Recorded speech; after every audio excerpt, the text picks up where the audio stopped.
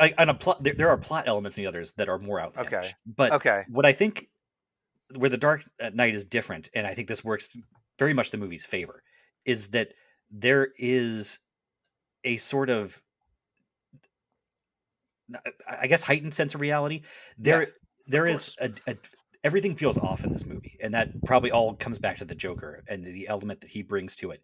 But the Joker is such a perfect villain and just like villainous creature that he warps reality around him, and it allows the movie to operate on a sort of like dream logic level. Like there is this movie has the logic of a nightmare where the antagonist that's chasing you around, you're chasing them, is always one step ahead of you no matter what you do. And you know, you're trying to throw a punch at the monster and it's just like you're punching through water and it just can't land. You can't land a hit on this guy no matter what you do.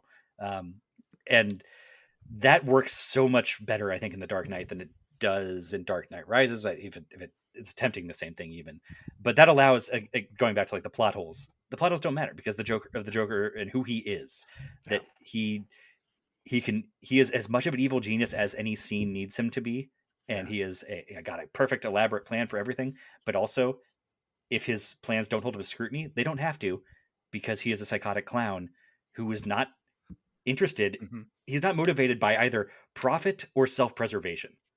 And so when you're unmoored from either of those things, the villain's plans can be whatever they need to be to make life as hard on the hero as possible and make the scene as harrowing as possible for the audience.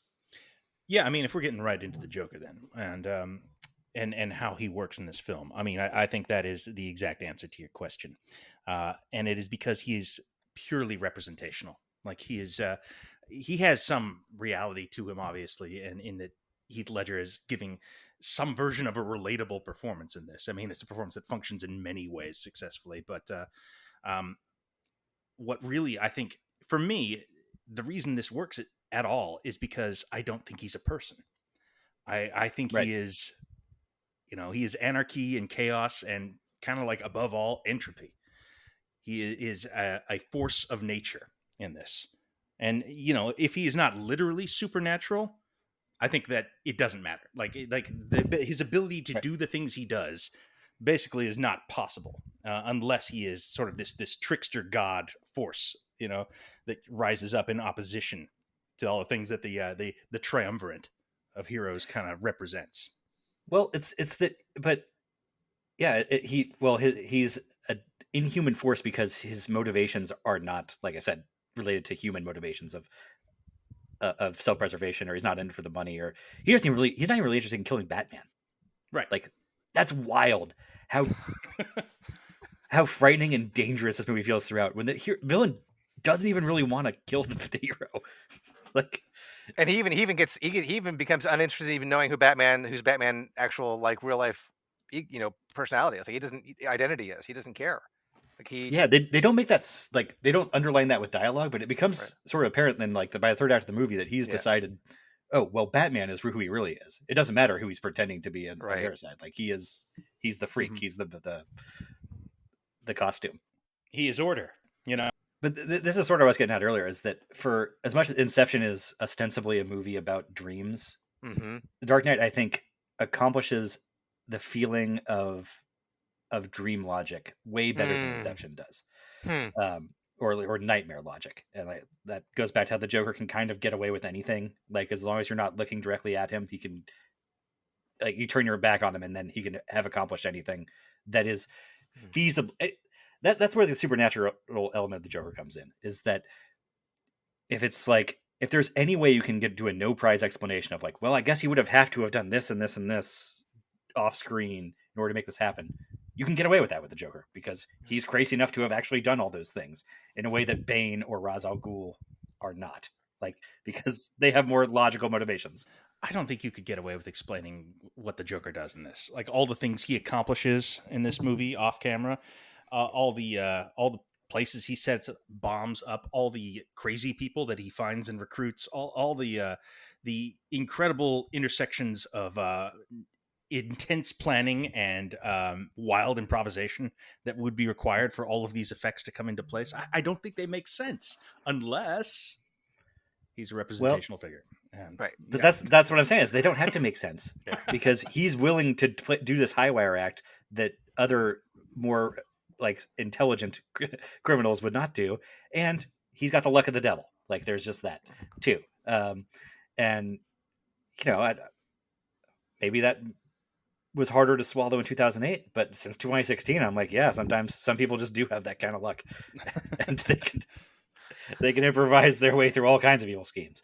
But the other thing about the Joker, I'm not saying like it actually holds up to great scrutiny. I'm saying that the Joker has an elasticity to him that other villains do not. In a way, what you're saying is the scrutiny is the wrong way to look at it. If we can be Yes. so bold to tell somebody that you're watching the movie wrong, which I know is a little bit not the right way to go about it. But yeah, I mean, I agree with it. I think you're right.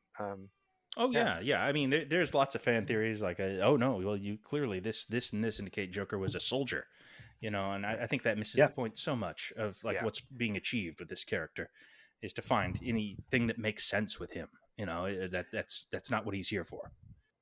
No, but okay. Here's the thing that I think is brilliant about the Nolan version of the Joker, though, is that I think you can do those things to a greater to some degree, and if you want to, there are through lines of, how does Joker find all these loyal soldiers? Well, there's a kind of a brief line about how he's a paranoid schizophrenic. This guy that they, David Dalmatian or whatever, that Harvey's holding. Yeah, they connect him directly to the Arkham bust from Begins. Exactly. Well, they do. They don't like really underline that with a Sharpie, but Right. if you're like really concerned about it, you can draw that line. Right. Yeah. That all the crazy people got busted out of Arkham at the end of Batman Begins, and the Joker has sort of accreted them to him, and now they are the bulk of his people.